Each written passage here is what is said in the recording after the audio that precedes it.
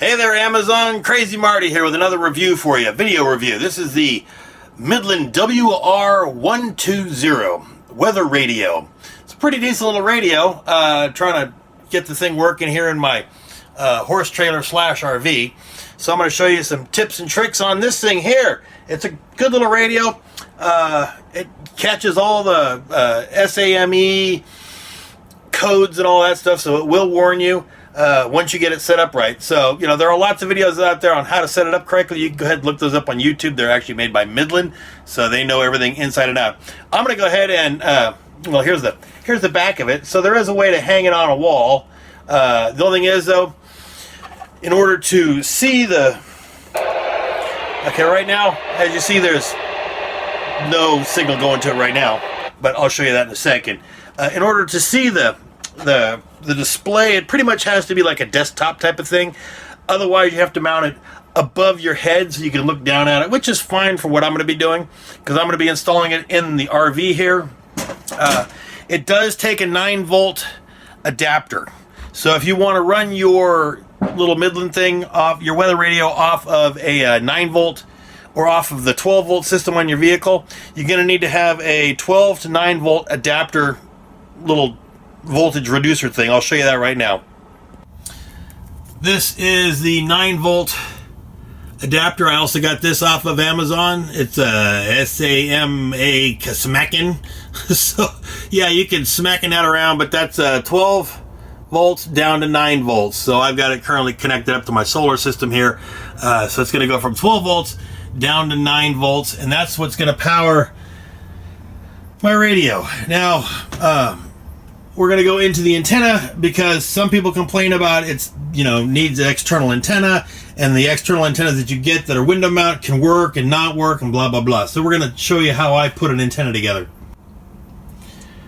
Alright, now we're inside of the back of the horse trailer here, and you know, some people will say that this, so I've got it purposely set on a very hard to receive frequency. Now you can hear that it's barely getting any signal there. So let me take and plug in my antenna for it.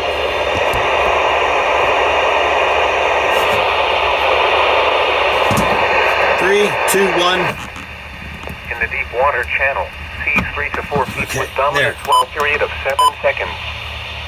Across the bar, seas 4 to 5 feet with Now the dominant antenna's plugged swell in. period of 7 seconds. My external antenna. So this antenna is not being utilized, because when you plug in an external antenna into here, it actually disconnects this stock antenna.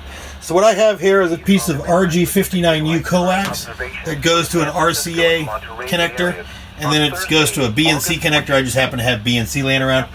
And what I did is I created what they call a dipole antenna. Basically, it's a simple little long wire antenna where one section, where your center section of your coax comes out and is soldered onto one piece of 12 gauge wire, and the other shielding goes on the other. So, you know, it's just a little wire. It's a piece of wire with an insulator in between, and it's stretched out here by the window. Now, the whole complete length of the wire is 2 foot 10 inches, but 2 foot 10.5 inches from end to end. And that gets you right there in the 162 megahertz frequency is what you want to be.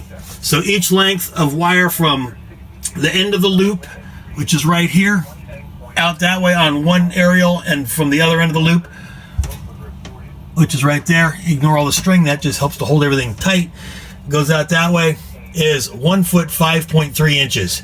The connectors I have on the end here, those are just there, they're not touching the wire, so they don't affect anything of my length.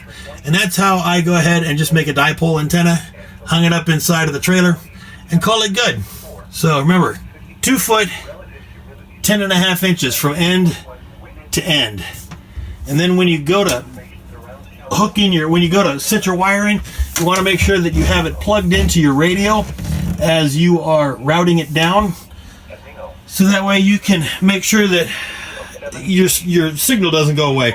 Because depending on how you route your antenna wire, you can route it, if you route it too close to the antenna up here, you can lose signal. So just be aware of that, and that's how you go ahead and do that. In the meantime, this is Marty with your Amazon review on the Midland WD120 weather radio. Good little radio, should work great for what I'm doing, which is going to be out in the middle of nowhere. I suggest you get one, set it up so you can run it on 12 volts. Like I said, get your little 12 volt to 9 volt adapter. You can plug it onto your batteries and you can run it off of your vehicle batteries. Otherwise, you have to run it off of AC all the time, which is kind of a pain. But anyways, Crazy Marty, I'll talk to you guys a little bit later on Amazon. Thanks, bye-bye.